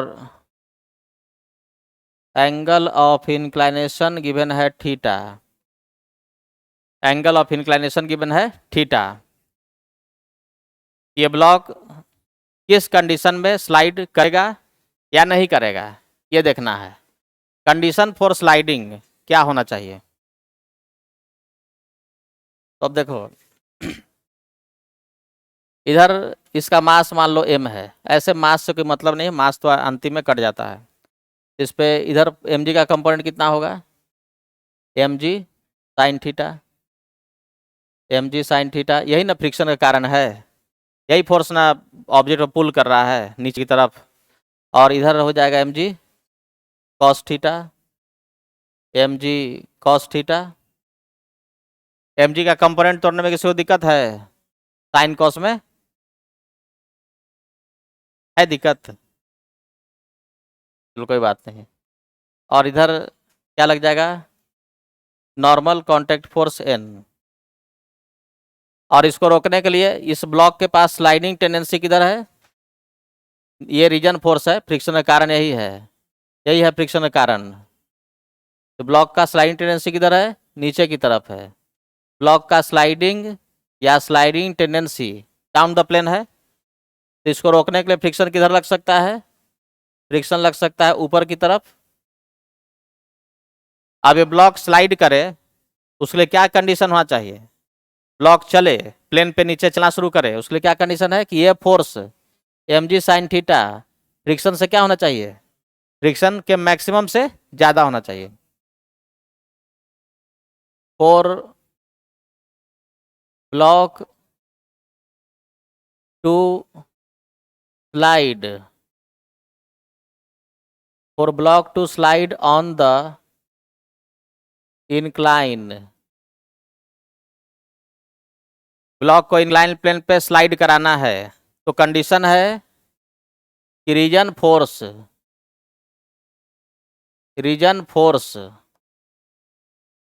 शुड बी ग्रेटर देन और इक्वल टू, जो फोर्स खींच रहा है ऑब्जेक्ट को चलाना चाह रहा है वो फ्रिक्शन के मैक्सिमम से क्या होना चाहिए, बड़ा या बराबर। नहीं नहीं, बराबर होने पर भी तो चला सकता है ना, रेस्ट में जस्ट स्लाइड करने की कंडीशन में आ गया, जस्ट स्लाइड। या मान लो कि अगर उसको हल्का सा कोई पुश कर दिया तो फिर चलने लगेगा, ऐसा नहीं कि रेस्ट में रहेगा, इसलिए equal to sine. F max पे पहुंच चुका है रीजन फोर्स, तो वहां पे जस्ट चलने के लिए रेडी हो चुका है।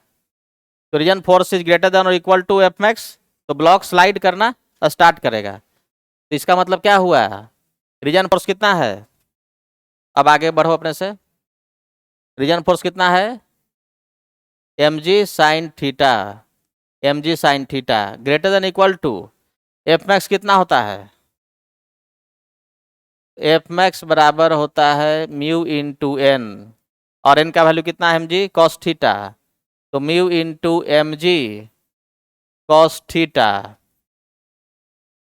अब आगे का कंडीशन खुद से निकल गया, mg mg कट जाएगा, देखो कि क्या आएगा, टेन थीटा बराबर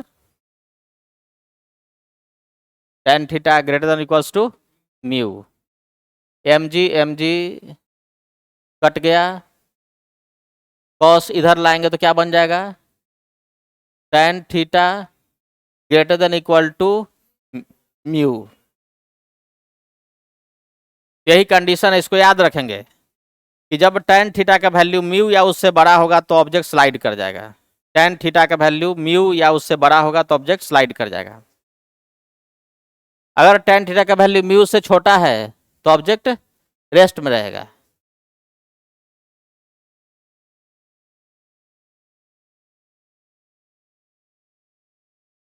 Hence, when tan theta is greater than equals to mu, then object slides on the plane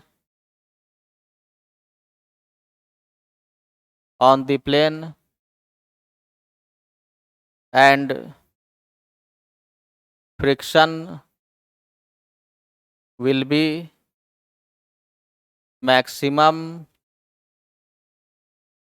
in this case। ये काफी इंपॉर्टेंट रिजल्ट है इंक्लाइन प्लेन का। जब भी कोई क्वेश्चन होगा तो पहले हम लोग चेक कर लेंगे इस कंडीशन फॉर स्लाइडिंग सेटिस्फाई हो रहा है कि नहीं हो रहा है, स्लाइडिंग कंडीशन सेटिस्फाई हो रहा है कि नहीं हो रहा है।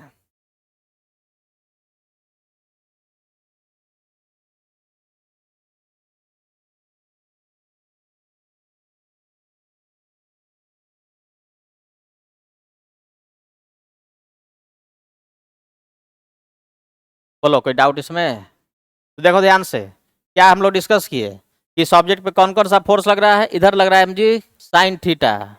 यही फोर्स ब्लॉक को किधर ला रहा है, नीचे लाना चाह रहा है, ब्लॉक को नीचे स्लाइड कराना चाह रहा है। ब्लॉक का स्लाइडिंग या स्लाइडिंग टेंडेंसी नीचे की तरफ है, तो उसके कारण फ्रिक्शन इस पर किधर लग जाएगा, ऊपर की तरफ।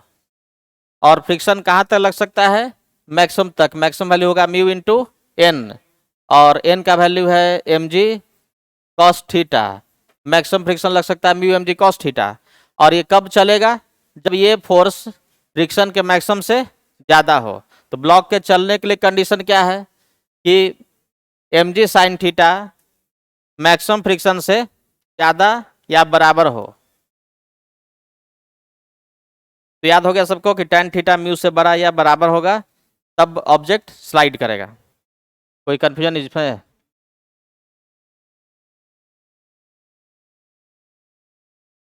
हो गया?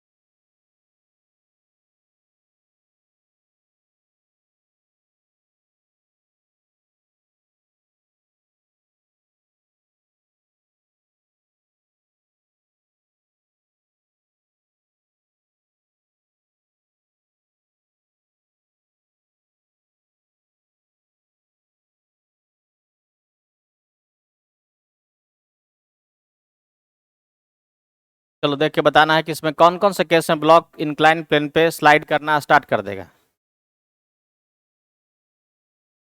कौन कौन से केस में ब्लॉक इंक्लाइन प्लेन पे स्लाइड करेगा।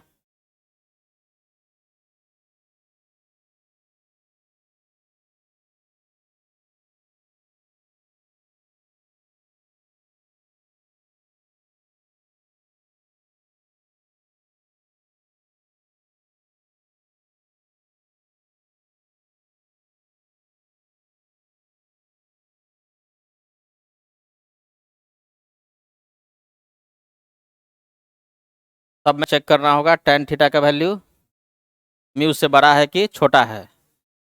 जिसमें टेन थीटा का वैल्यू म्यू से बड़ा हो गया उसमें ब्लॉक स्लाइड करेगा, टेन थीटा म्यू से छोटा हो गया ब्लॉक रेस्ट में रहेगा।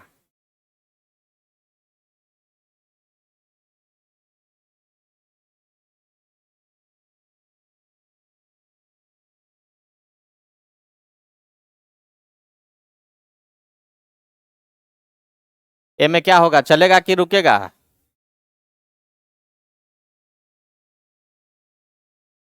ठीक है। चलो सबसे बन रहा है सवाल ये वाला, बस टेन थीटा का वैल्यू निकालना है। टेन थीटा का वैल्यू देखो म्यू से बड़ा है कि छोटा है।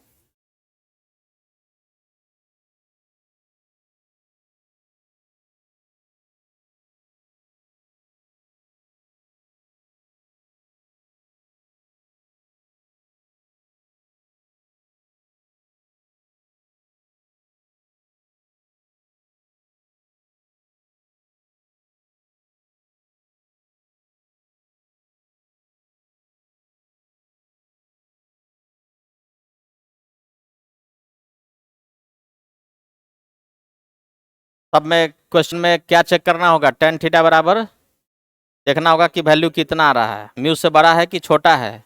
टेन थीटा म्यू से बड़ा हो गया तो ब्लॉक स्लाइड करेगा।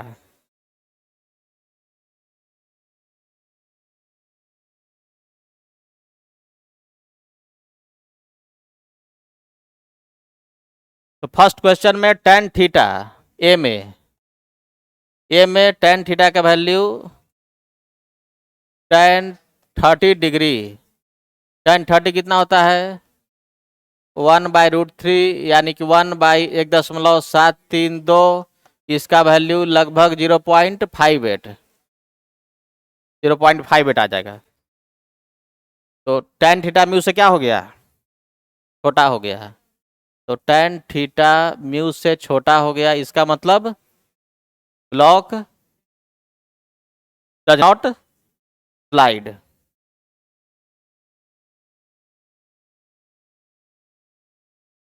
और जब ब्लॉक स्लाइड नहीं करेगा तो फ्रिक्शन मैक्सिमम तक पहुंचा, फ्रिक्शन मैक्सिमम तक नहीं पहुंचेगा।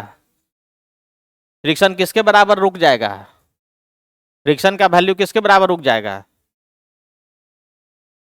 फ्रिक्शन का वैल्यू रीजन फोर्स के बराबर रुक जाएगा। रीजन फोर्स क्या था, mg साइन थीटा था। जितना mg साइन थीटा लगा उतना फ्रिक्शन लग करके रुक गया, मैक्सिमम तक नहीं बढ़ पाया। और बढ़ सकता है लेकिन मैक्सिमम तक नहीं जा करके mg साइन थीटा के बराबर फ्रिक्शन हो जाएगा। तो पहला में तो ब्लॉक नहीं चलेगा, दूसरा में टेन 45 म्यू से क्या है, टेन 45 म्यू से क्या है, बड़ा है। तो इसका मतलब टेन थीटा म्यू से बड़ा है, टेन थीटा म्यू से बड़ा है, नहीं कि ब्लॉक चलेगा। इसमें ब्लॉक चलेगा एक्सेलेरेशन के साथ।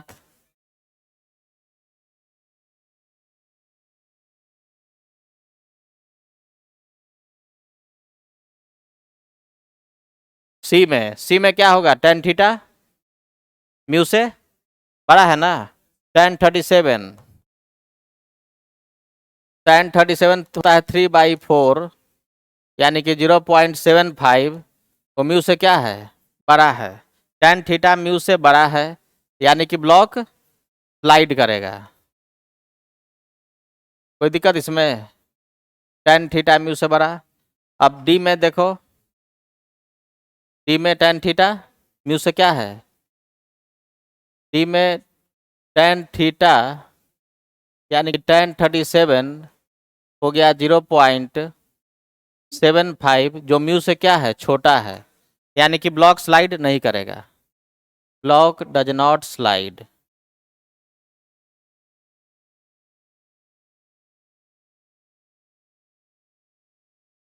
बोलो कोई डाउट? और जिसमें स्लाइड नहीं करेगा ब्लॉक, उसमें फ्रिक्शन mg साइन थीटा के बराबर, जिसमें करेगा उसमें म्यू mg कॉस थीटा के बराबर। क्या कोई क्वेश्चन? क्वेश्चन कोई?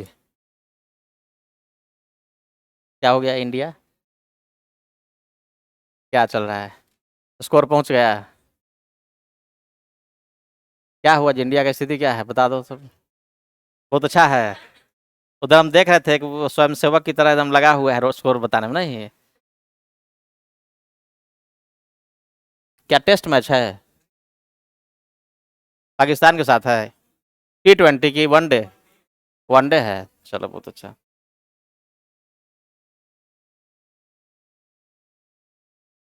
पता चला कि डेली मैच हो रहा है, हम डेली चला रहे हैं वनडे। नहीं नहीं, पाकिस्तान के साथ है तो क्या है, कुछ नहीं बात है। इंटरटेनमेंट है, सब देख लिए ना जी, हो गया ना, स्कोर पता चल रहा है ना। तुम लोग मल्टी टैलेंटेड आदमी सब हो क्या? दोनों काम कर लेता है सब। हो गया।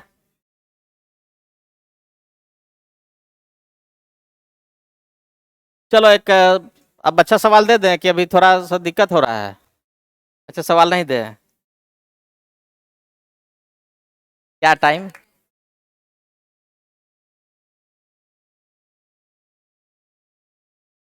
और धीरे हो गया?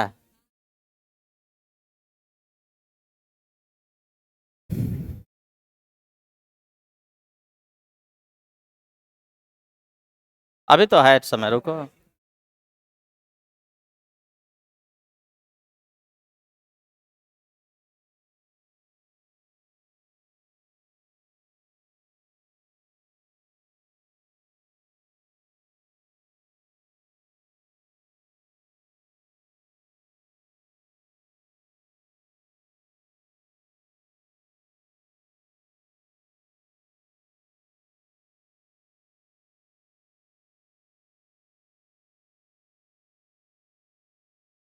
अब इस इंक्लाइन प्लेन पे एक ब्लॉक रखा हुआ है।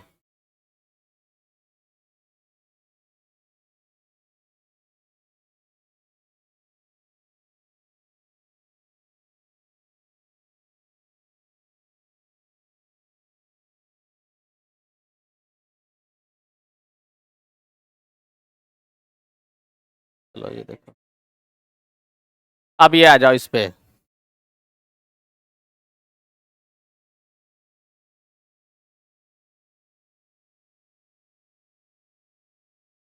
चलो इस इंक्लाइन प्लेन पे एक ब्लॉक रखा हुआ है। Angle of inclination is 37 degree. 37 degree. और coefficient of friction is mu equals to कितना दे दें कि ब्लॉक चले?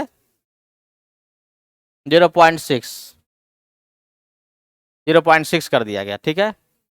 और इसका मास है 10 kg। नहीं चलेगा? क्या है? 1037 कितना होता है? 0.75। 0.75 म्यू से बड़ा है तो ऑब्जेक्ट चलेगा। 10 kg मास है, ऑब्जेक्ट चलेगा कि नहीं चलेगा, पहले तुम लोग बता दो। ऑब्जेक्ट चलेगा ना? क्या चाहते हो कि नहीं चले? नहीं, अगर चाहते हो कि नहीं चलो तो इधर से क्या करना पड़ेगा? फोर्स लगाना पड़ेगा।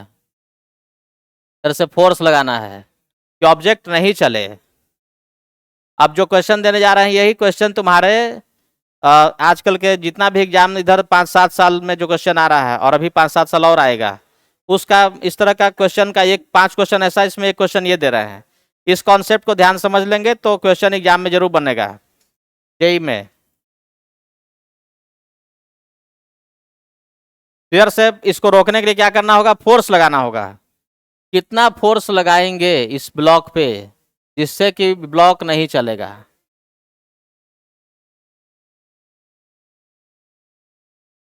Find value of force F applied on the block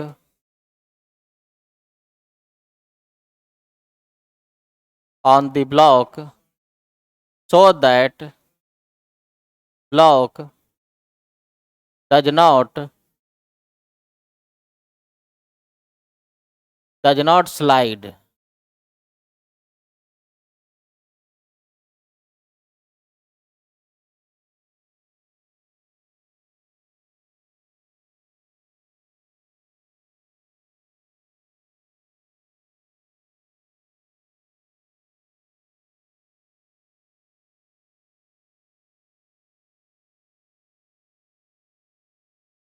option भी दे दें? आंसर बोलोगे तो हम ऑप्शन देते जाएंगे।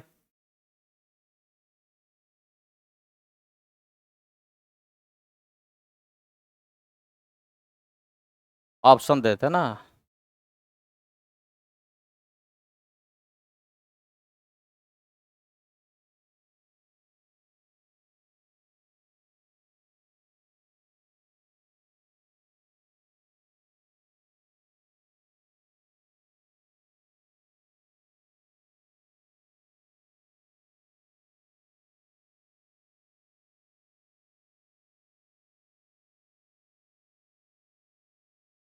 देखते हैं किसका आंसर सही आता है।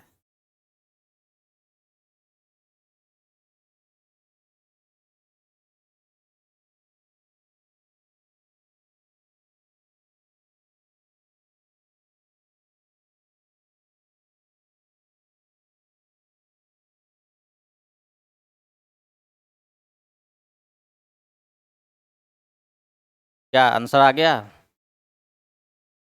12 न्यूटन आया। नहीं, गलत काम कर रहे हैं।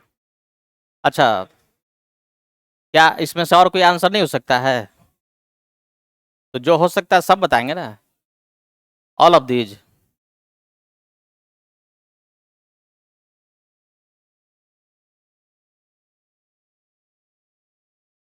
चारों ला के चेक कर लिए?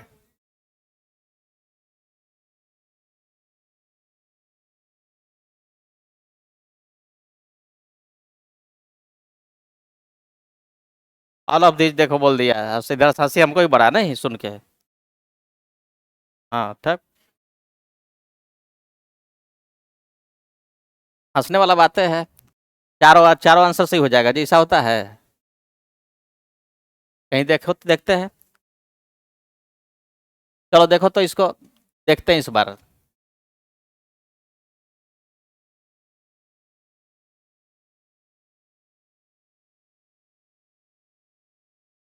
अच्छा आराम से सोचो ना, तब कहीं चारों ऑप्शन कहीं सही तो नहीं हो गया? चारों सही है तो आश्चर्य लग रहा है ना अब। हाँ हाँ, काहे नहीं। बस इसको रोक के रखना है हमको। रोक के रखना है। क्या फोर्स लगा सकते हैं, जितना भी लगा सकते हैं सारा ऑप्शन बताना है।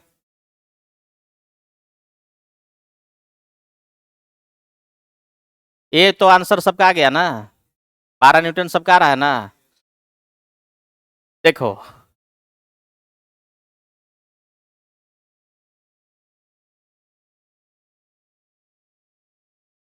तो 60 नहीं होगा। क्या है?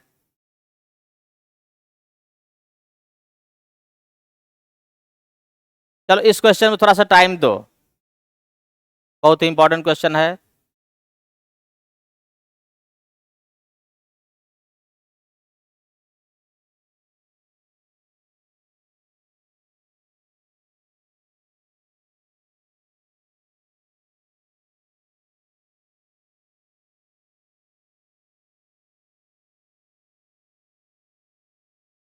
क्या हो गया? अच्छा एक के साथ में है, सभी के साथ होने में क्या दिक्कत है? चलो तो देखो, इस क्वेश्चन का आंसर सभी होगा, ऑल ऑफ दीज। ठीक है? नहीं, सारा का सारा आंसर सही है। सभी इसमें फोर्स का वैल्यू सही हो सकता है। तो इसलिए हम इसको चाहेंगे कि सब लोग घर पे इस क्वेश्चन को ध्यान से थोड़ा सा टाइम देकर सोचो। इस क्वेश्चन पे थोड़ा सा टाइम देकर सोचना है। आसान है, लेकिन ये तुम्हारा एग्जाम में यही सब कॉन्सेप्ट अब बार बार यूज हो रहा है। इस कॉन्सेप्ट पे थोड़ा टाइम देंगे, और ऐसा हम लोग बहुत सारा क्वेश्चन मिले जिसमें यही कॉन्सेप्ट बार बार रिपीट हो, जिसमें एक रेंज वाला क्वेश्चन हो कि फोर्स का वैल्यू मिनिमम से लेके मैक्सिमम तक कितना लगा सकते हैं। तो मिनिमम 12 आएगा और मैक्सिमम 108 आएगा, और उसके बीच में और भी वैल्यू सब सही हो जाएगा। तो इसलिए इसको हम डिस्कस करेंगे। तब तक सबको ये दे रहे हैं होमवर्क के रूप में। कुछ लोग से तो बन ही गया, लेकिन हिंट भी मिल चुका है। एफबीडी ड्रॉ करेंगे, जो कॉन्सेप्ट है उसको सही से अप्लाई करेंगे। अब असाइनमेंट का सभी सवाल और एच वर्मा का सभी सवाल बना सकते हैं। अटेम्प्ट करना शुरू कर देना है, असाइनमेंट और एच वर्मा दोनों का। ठीक है, क्या समझे? असाइनमेंट और एच वर्मा का सभी सवाल अटेम्प्ट करना शुरू कर देना है। अटेम्प्ट, रिजल्ट की चिंता नहीं करना है। समझ आ गया? पीछे तुम किस बुक से दिए हैं इस बार होमवर्क? किस बुक से होमवर्क मिला है? इरोडॉप से? इरोडॉप से दिया कि नहीं? अभी क्वेश्चन नंबर कितना था इरोडॉप का, बताओ तो। ले भैया, पता ही नहीं है।